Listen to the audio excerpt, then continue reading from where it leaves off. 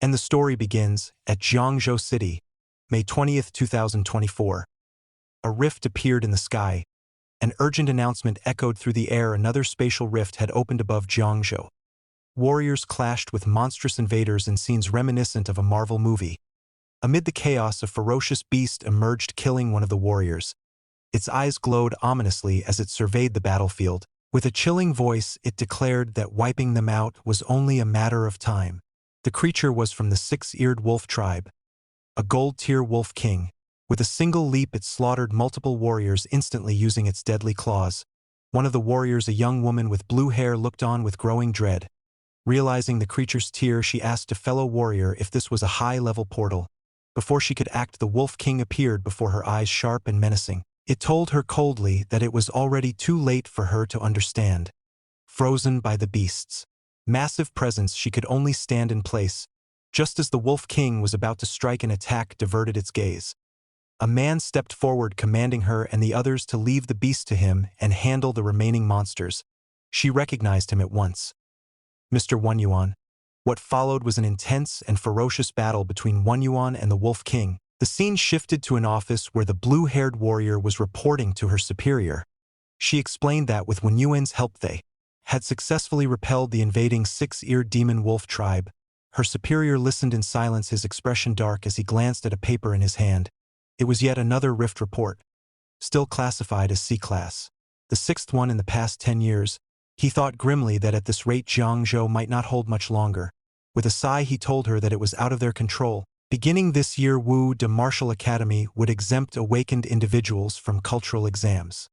The academic admission scores for martial artists were being halved. The scene then transitioned to a classroom at the academy. A student nudged his daydreaming friend, asking why he wasn't paying attention. If he failed to get into WuDe because of low academic scores, wouldn't that be a shame? His friend retorted that he wasn't focused either, then added wistfully how great it would be to sit next to a beauty like Yanran. The class's attention turned to a beautiful girl with long hair and blue eyes, Lin. Yanran. She looked at Subai and asked if he was planning to apply to the Literary Academy or WuDe since graduation was approaching. Subai, glancing at a book, replied that he wasn't sure. He explained that his grades were only average, and in such chaotic times foreign languages and advanced mathematics didn't seem very useful. Subai, the story's protagonist, reflected aloud. If he went to WuDe, his family couldn't afford the expensive supplements, and he didn't have any special abilities or talents. He wondered where he truly belonged. Having been transmigrated into this world, shouldn't he have received some kind of fate-altering chance or awakening system by now? He began to doubt whether he had truly been transmigrated.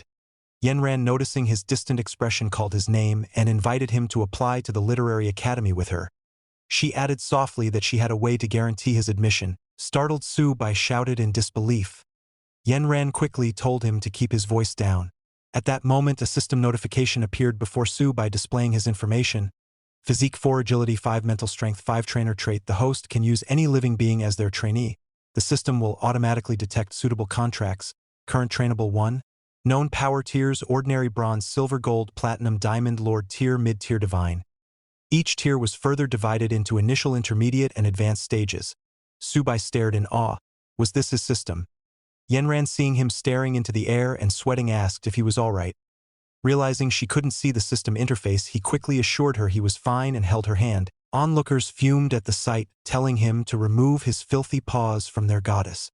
One of them, enraged, attempted to hit him. Before the punch could land, a beautiful teacher entered the classroom and stopped the commotion. She announced exciting news. Jiangzhou Martial Academy had just updated its admissions policy. Awakened individuals would be exempt from cultural exams and could directly enroll. Students with preliminary martial artist physiques would have their academic requirements halved. Cheers erupted from the class. Before leaving, the teacher added that any student with awakened abilities or martial foundations should come to her office to register. Subai thought to himself, interesting, I just got my abilities and now I'm already exempt from the entrance exams. This timing couldn't be better. Yanran glanced at him, wondering if he was truly considering WuDe now. Later, as Subai walked through the streets, he reflected on the world he had been transmigrated into 17 years earlier. We got to know the backstory of this world. In this world, a massive space rift had suddenly appeared in the sky. From the rift emerged countless strange beasts. Soon after, these ferocious creatures began rampaging everywhere. and armies from various countries mobilized to battle the alien beasts. It took 3 months to eliminate the first wave of creatures that emerged from the sky rifts. However, as long as the rifts remained open, new batches of alien beasts would continue to emerge periodically. Faced with this endless threat, humanity decided to send death squads into the rifts to explore. What they discovered was a vast, boundless land lying beyond the rifts. To prevent the unceasing flow of alien beasts, military forces from around the world made a joint decision. They would construct military bases within the rifts themselves and defend against the creatures at the source. Thus, a new era for humanity officially began. Before long, second and third sky rifts appeared. Over the following century, the number of rifts increased rapidly, and their appearance became more frequent.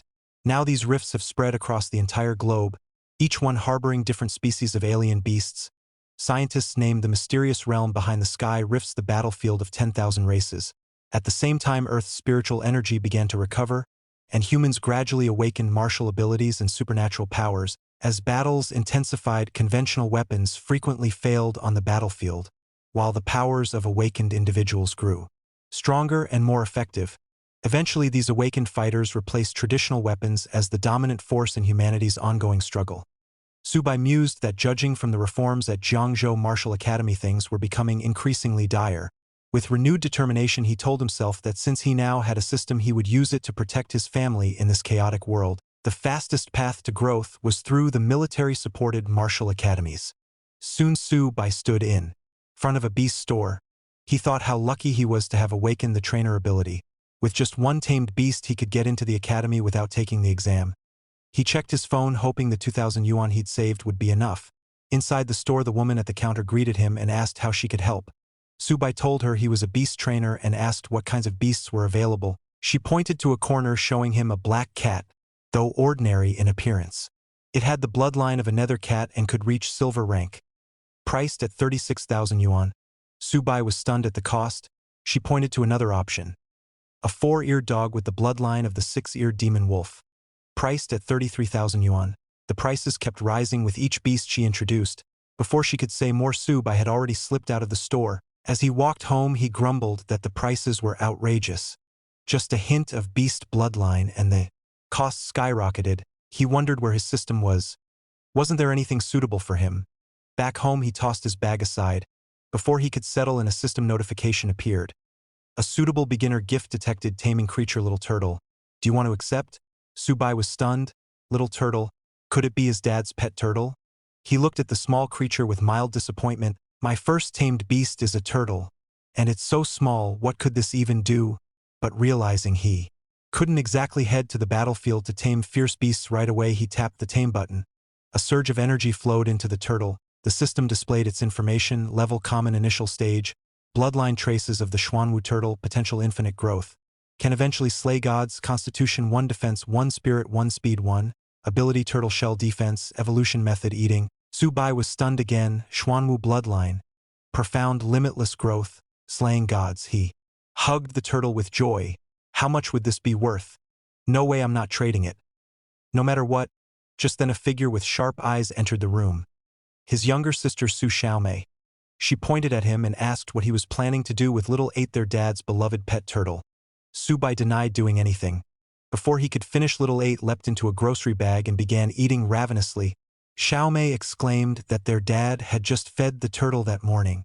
Subai suspected the turtle's appetite had grown due to evolution and told her he was going out to find it more food. Half an hour later, their parents returned home, shocked to see the house in disarray. Their mother asked if they'd been robbed. Meanwhile, Xiaomei was being chased by a glowing-eyed little 8 for her last snack. Subai explained everything that had happened. Sitting on the couch, he sighed. Dad and Mom are already having a hard time. I'd better not tell them little 8 is a bottomless pit. I'll figure this out myself. After devouring a mountain of food, little 8 suddenly unleashed its true form. Subai stared in amazement. Was it full now, or was it about to awaken its bloodline? The next day, the scene involving Xiao Ba, also known as Little 8, had already come and gone, marked by an explosive burst of growth. However, the Xuanwu bloodline still hadn't awakened. What did change was that Xiao Ba had started eating even more than before, something Subai noted. While standing in front of the same beast store, as he entered the store, he noticed a few customers were already inside. The store lady, upon seeing Subai again, asked if he had finally decided on what he wanted. Subai walked up to her and quietly explained that he wasn't there to buy anything this time. Getting closer, he whispered in her ear that he had exotic beast blood and wanted to know if they were buying. The woman was taken aback and exclaimed loudly, asking if he really had exotic beast blood. A man seated nearby overheard their conversation. A customer who was sitting across from him immediately got up and left. It was then revealed that the man was the owner of the store. He asked the store lady to step away and invited Subai to sit down and have a chat. Once seated, the shop owner asked Subai if he could examine the blood. Subai agreed. Upon seeing it, the owner immediately recognized its high quality and confirmed it was indeed exotic beast blood. He then asked Subai how much he wanted for it. Subai remembered how much effort it took to draw even a small amount of blood from Xiaoba and thought it must be worth at least $100. But before he could name his price, the shop owner offered him $1,000. Shocked, Subai asked for clarification, and the owner, misreading his expression, assumed Subai knew its true value. He laughed it off, saying the earlier offer was just a joke, and then increased it to 10,000. With a sharp glint in his eyes, Subai repeated the number 10,000. Still misunderstanding the shop owner, raised the offer again to 15,000. Subai, barely able to contain his smile, thought to himself how unexpectedly valuable Xiaoba blood had turned out to be. He accepted the deal. As he left the store, Subai told the owner that if it weren't for his current need for money, he wouldn't have sold the blood at all. The owner, standing by the door, wished him well and told him to come by again if he ever came across anything valuable. Subai looked at his phone, still amazed. He thought to himself that there was no way that blood was worth so much. 15,000 just dropped into my lap. Xiaoba can really be proud of himself this time. Just then he received a call from Teacher Li. She informed him that the results for the cultural studies had just been released, and there was an important announcement as well. She requested him to come to school that afternoon to fill out his application form and not be late. When Subai asked about the important announcement, the call ended abruptly. Suddenly, a system notification popped up in front of him, displaying a warning. It stated that there were 3 individuals nearby within 10 meters who harbored great ill intent toward him. Subai grew wary, thinking to himself that he had already been marked by thugs. He turned around and saw 3 men standing in front of him. The one leading them, evidently their boss, looked at Subai and, judging from the reaction of the exotic pet store owner, assumed Subai had something valuable on him. He demanded that Subai hand it over. Subai, distressed, explained that he had only gone to the pet shop to sell something, not to buy. He wondered why he was always so unlucky. Still, he assessed the situation and concluded that if these guys were only at beginner cultivator level, he might stand a chance. The thug leader stepped closer and mocked Subai's cowardice, telling him to hand over the money.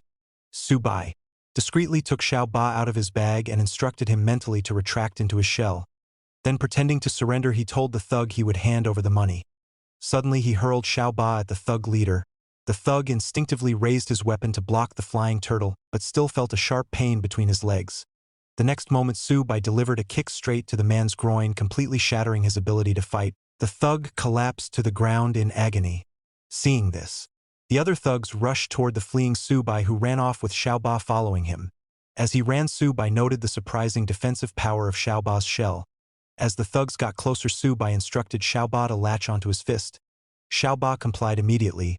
Subai turned and landed a punch with Xiaoba clinging to his fist, sending one thug flying.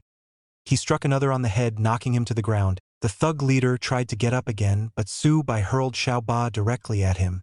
The turtle hit him in the abdomen with great force, knocking him back to the ground. Xiaoba then ran towards the fallen thug and grabbed a potion bottle. Alarmed, Subai rushed over and asked what he was eating. Pulling the bottle from Xiaoba's mouth, he realized it was a chi blood potion, something worth tens of thousands.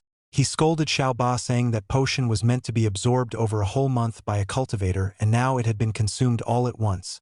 Suddenly, a reaction began. A green aura started emanating from Xiaoba's body, and Subai was taken aback. He felt a surge of intense power flowing through his own body. The system displayed his updated stats, and Subai was amazed by how much his attributes had increased. He had even gained a new talent. Then another message showed Xiaoba's updated stats: Constitution 32, Defense 38, and a new talent, Turtle Skin Defense, which allowed Xiaoba to consume physical energy to increase its defense by 50 to 100%. Subai noted that Xiaoba's body had grown larger and recalled from his class that even power-type beasts only reached around 30 to 50 in attributes at the high-stage ordinary grade. Watching Xiaoba slowly move away, Su-bai imagined how powerful it would be once its bloodline awakened. Catching Xiaoba, he told it they should leave now as it had already eaten more than enough. The next day in class, students were seated at their desks when Teacher Li announced that a special recruitment instructor from Wu University would be visiting to evaluate candidates for their special abilities. She explained that like last year there were 2 guaranteed admission spots. Yanran turned to Su-bai and asked if he had made his decision whether he would apply for Wen College or Wu University. Without looking at her, Su-bai replied that he was determined to get into Wu University. Surprised, Yanran told him she wanted him to apply for Wen College with her and warned him that entering Wu University meant stepping onto the battlefield, which was extremely dangerous. Su-bai, with eyes cast downward, said someone had to go to the battlefield and he felt it suited him. He added that his reason for going to the front lines was to protect someone important to him. Startled, Yanran wondered to herself if he meant her. Just then a teacher with glasses approached Yanran and asked which university she was applying for. She remained silent.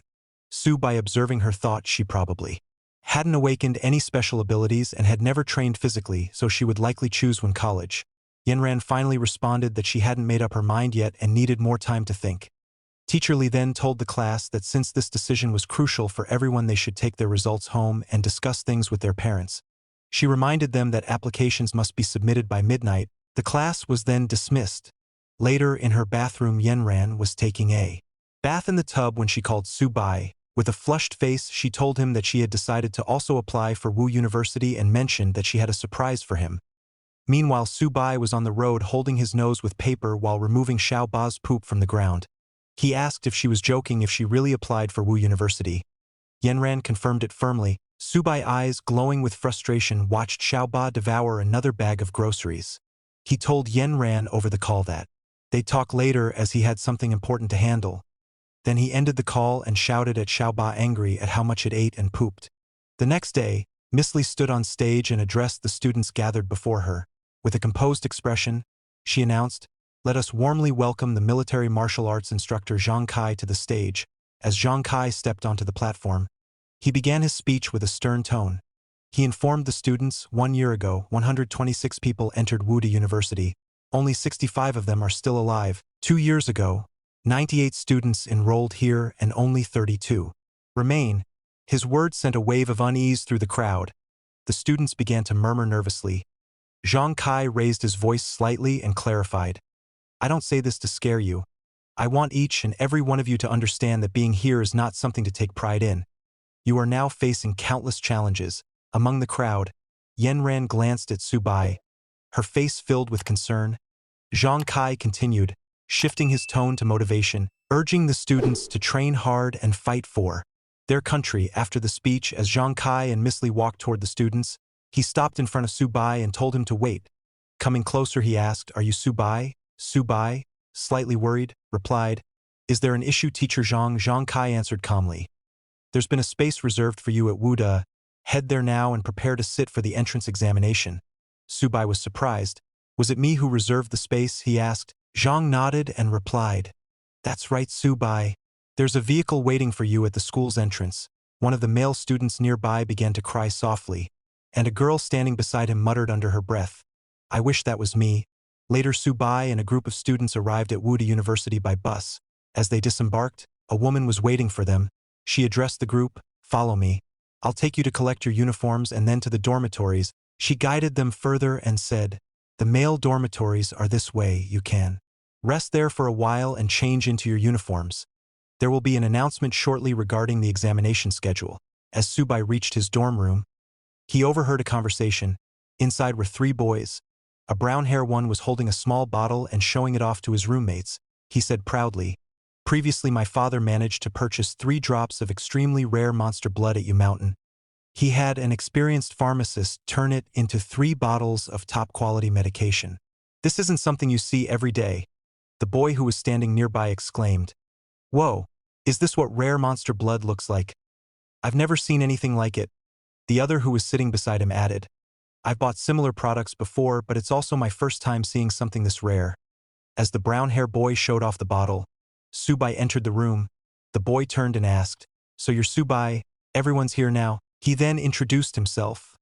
"I'm Han Jiagong." Pointing to the standing boy, he said, "That's Tao Jiajun." And then to the seated one, And this is Fan Chaoan. Subai replied politely, nice to meet you. Jejun grinned and said, no need to be so polite, we're all dorm mates after all. He waved Subai over. Come take a look. Jagong's family sent him some rare monster blood. Jagong proudly displayed the bottle again. My father had to send people all over the country for this. As Subai looked at the monster blood, a thought crossed his mind, you mountains 3 drops, could I have been the one who sold that? One of the roommates asked Jagong.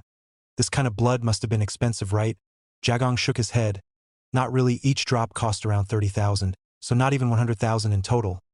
Practically spare change. Frustration flashed across Subai's face, that slimy bastard.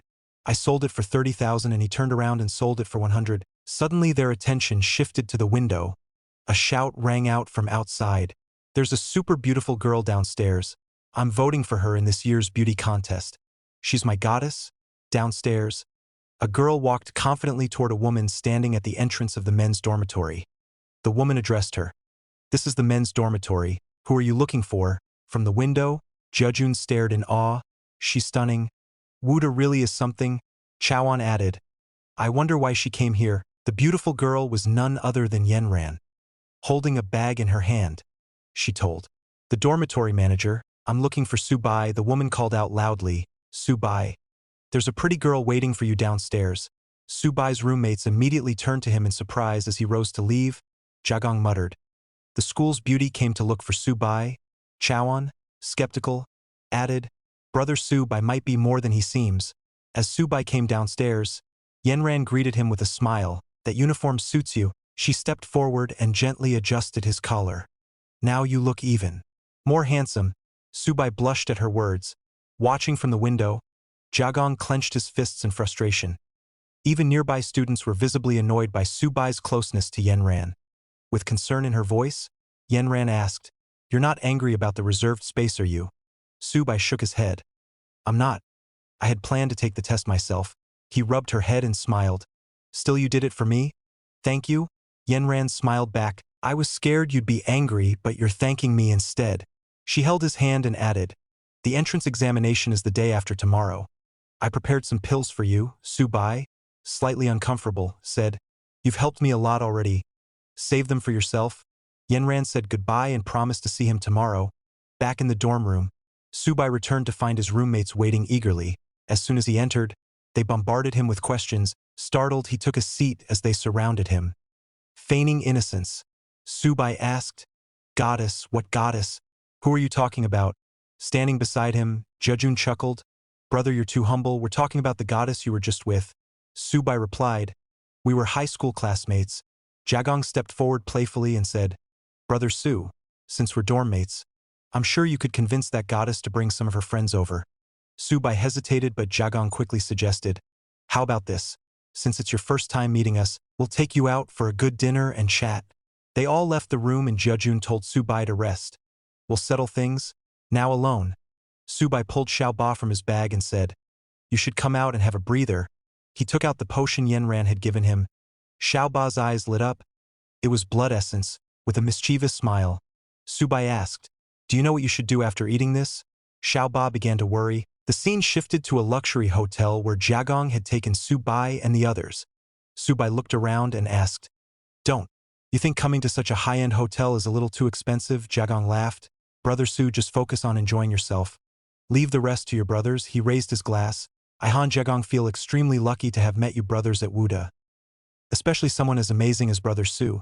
A toast to you all. Everyone raised their glasses. Subai gestured for them to sit. Since we're dorm mates, there's no need to be so polite. He added, I was high school classmates with Lin Yenran. I should be able to get her to introduce some of her friends. But we can talk about that later. Then he turned to Jagong. I might need your help with something. He pulled out a vial of monster blood. I've got some rare monster blood. I'd like your help dealing with it. Jejun stared at the bottle and remarked, Brother Su's monster blood looks like it's even better quality than yours. Jagong held the bottle up. This blood, it's better than anything I've ever seen. He took out his phone.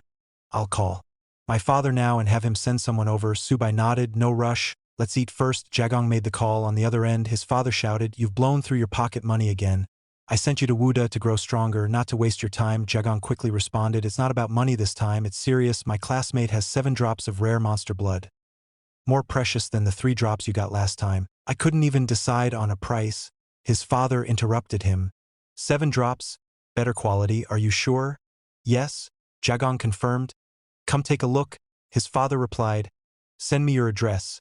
I'll have Master Chow head over now. An hour later, Master Chow arrived at the hotel and began examining the monster blood. His face lit up in amazement. This is the purest monster blood with the highest energy content I've ever seen in my life, he said. Jagong's father, who was also present, asked skeptically. Aren't you exaggerating? Master Chow shook his head. Not at all. Even with the best equipment, the value of this blood would only increase. He turned to Subai. What's your price for this monster blood? As Subai said, this blood isn't for sale, it can only be exchanged for blood essence of equal value. Jagong's father nodded thoughtfully. I'll take it all, you'll get 14 bottles of blood essence in return. How does that sound? Subai agreed. Then the man asked, would you like to join the Han family? We'll provide you with resources for free. Subai declined politely. I'm not planning to join a family right now. The man urged him to reconsider. But suddenly, a sharp voice cut through the room. As Subai said, he didn't want to. So no one is allowed to force him. Everyone turned to the entrance.